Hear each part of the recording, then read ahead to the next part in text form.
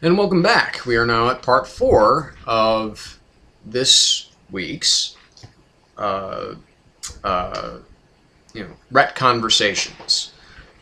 So now we're going to be talking about the 2 best books that came out of the new DCU, the DC relaunch this week.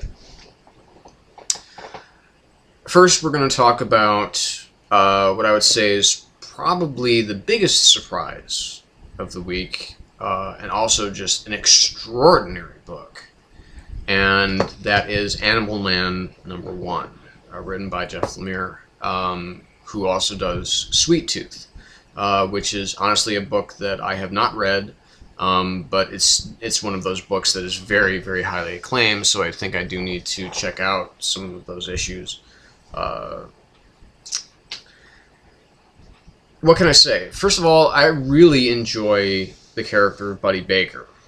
I just think that he's a cool character, that he can, go into the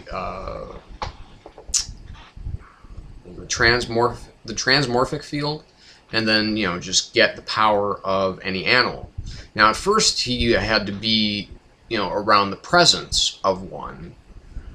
And then Grant Morrison, when he was writing the Animal Man comic, and Animal Man became much more than just a superhero, it became a very big animal activist. He transformed him, and basically in this big also controversial issue where basically he takes this big kind of peyote trip or whatever it is, this big hallucinogenic nightmare of a trip. He sees that he doesn't have to be present, he doesn't have to be in the presence of another animal in order to, kind of assimilate their strengths or their qualities into him. That he just, reaches out into the transmorphic field, and I still think I'm saying that wrong. And that he can just grab whoever it is. Now, during that run of Grant Morrison's, where it was, eventually kind of called Deus Ex Machina, where he actually meets, where Animal Man actually meets Grant Morrison at the end, because he killed off, Buddy's family, killed, his wife, his son, and his daughter. And that was, kind of Grant's way of dealing with, his cat died, and it was someone that he was very attached to, so he kind of worked out his grief by doing that. But, and then that was essentially erased, and he still, had Elaine and, and Max and, the littlest Baker. The little girl, I can't remember her name, which is because it's so crucially important to this particular issue of this book too, and I think for future books. So this is the first time I've been interested in Buddy Baker since Grant Morrison wrote him. So going a little bit further here, the cover put me off, quite honestly, because when I see these new covers from the new 52, I'm expecting iconic imagery. Something that that it's hard to wipe out of your brain after you've seen them, because most great #1s, they are set. You see them forever. In one way or another. There's something that exists on there's something that's on a wall in somebody's den, whatever. It's a prized possession to have this reprint of this iconic image. This to me did not seem iconic, it just seemed strange. And then I remembered, well, Animal Man, it is more of a, it's a more thought-provoking book at its best, where it is, it deals with more than just, okay, well, I'm a superhero that can take on the qualities of animals.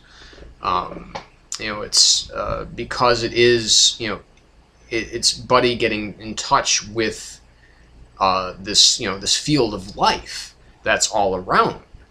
this field of animal life, which is partially why he is a big animal activist. But in this reboot, he has this he has his family, and I love also his family. His family are, they're cool characters because they seem very, very real. They seem like the kind of characters that you would have. They just seem like the kind of people that would, or that live next door to you, or that live with you, whatever. They all seem very, very normal and ordinary. And it's only until the end of the book that, maybe we realize that they're not quite so ordinary.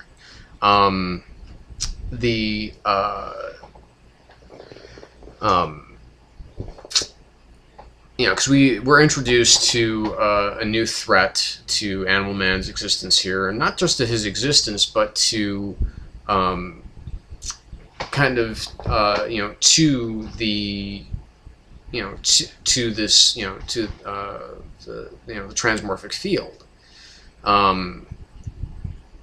and to me that's really exciting because again it's more of a thinking person's comic. It's and there the great scene in which he does confront a good man who's doing a very bad thing. I love how he just kind of reaches out into the field and grabs what he calls like his favorite cocktail of attributes of different animals. So speeds, agilities, strengths. And also the perception of time, so things move slower. When he goes into like a fly's body, for instance, that's something that was always a favorite bit of mine from Grant Morrison's run, and I'm glad that they kind of revisited it here, albeit very briefly. The last panel is extraordinarily haunting. It's definitely something that you just can't scrub out of your skull, even after several washings. So I'm really looking forward to where this book is going to go. This is far and away the biggest surprise of the New 52 so far, and is definitely one of the best books of the week, and would be book of the week if it didn't have this in the week too. And I'm going to show you how I've been reading these. So this is my tablet, my Android tablet. It's not an iPad. Fuck Apple. But yes, we have Swamp Thing, #1, Scott Sider, and Yannick Paquette doing the art. Alan Moore's run on Swamp Thing was revolutionary for the comics industry. It was one of the first books, if memory serves, to actually have the mature reader's suggestion on it, because it did have, a little bit of nudity here and there, definitely some pretty extreme violence, and it was just extremely dark. It was a very dark series, but it was, again, a very, a thinking person's horror comic. Mature horror is what they basically called it. And now it doesn't have, Snyder's run so far has definitely incorporated what I think are some of the best elements of Moore's work. It is horror. It does deal with the issue of identity, because we have Alec Holland, basically, he's a complete human being again.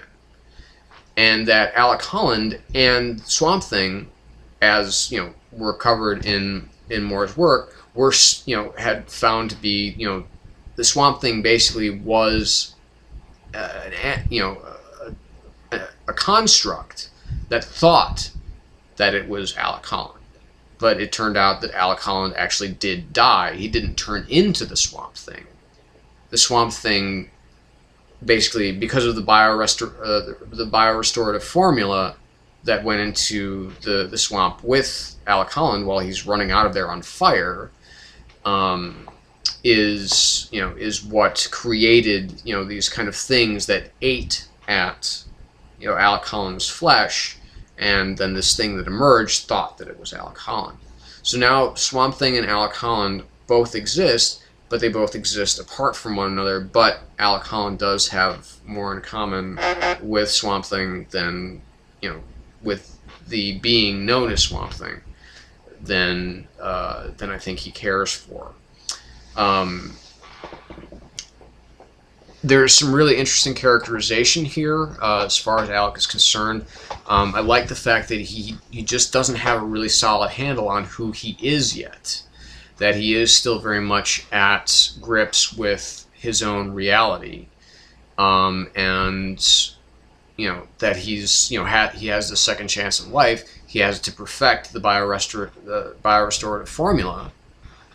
And it's something that could do a world of good for hungry and needy people everywhere, all over the world.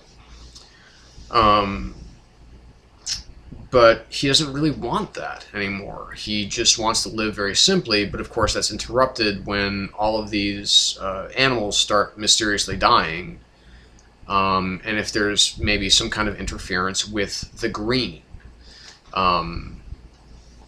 Because, for instance, birds are dropping out of the sky in Metropolis, bats are dying in Batman's Batcave, and, fish are dying in Aquaman's oceans.